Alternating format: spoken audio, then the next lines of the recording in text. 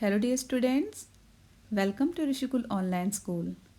Today in this video lesson we are going to discuss over the new chapter of history, chapter number 12, which is about new empires and kingdoms.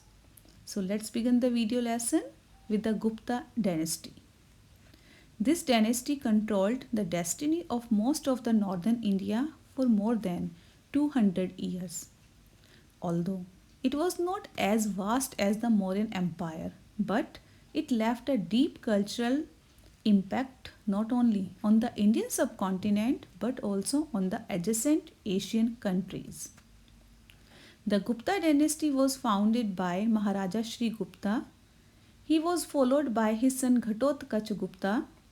The great rulers of this dynasty were Chandragupta I, Samudragupta and Chandragupta II. Chandragupta I, he was the first ruler of Gupta dynasty to adopt the grand title of Maharaja Dhiraj. His father and grandfathers are mentioned simply as Maharaja. Chandragupta I married Kumar Devi, a princess of Lichavi tribe. He was the first powerful ruler of the Gupta dynasty. His empire extended from Magda in Bihar to Prayag in Allahabad. Samudragupta. Chandragupta I was succeeded by his son Samudragupta.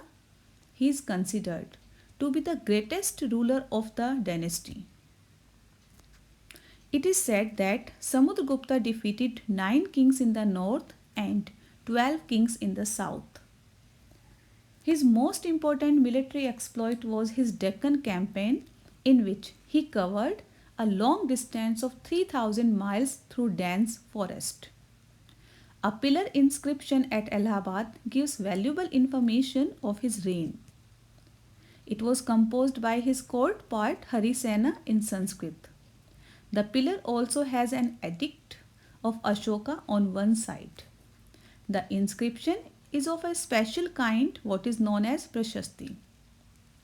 Prashastis are a special kind of inscriptions and is a Sanskrit word which means in praise for. Prashastis are glowing praises of kings and rulers and were written by the poets of that time.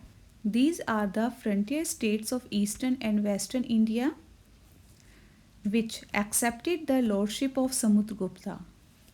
These included some Himalayan kingdoms of Assam, Nepal, coastal Bengal, the kingdoms of Ganga Delta and the tribal republics of northwest.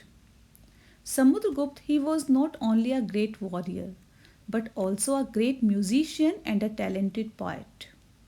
He was very fond of playing the veena. Many of his coins show him playing on the veena. He was also a great patron and lover of art and literature. Chandragupta II.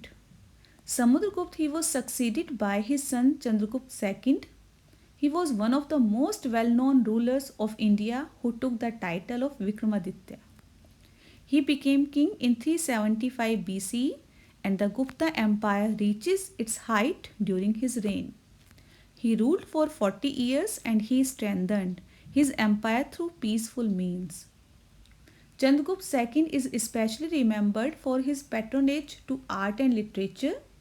He encouraged learned men in his court. The Navratnas or the 9 gems lived in his court. These included Kalidasa, Dhanvantari and many more. So dear children, this is all about this module. We shall continue the chapter with the next module. Thank you. Have a nice day.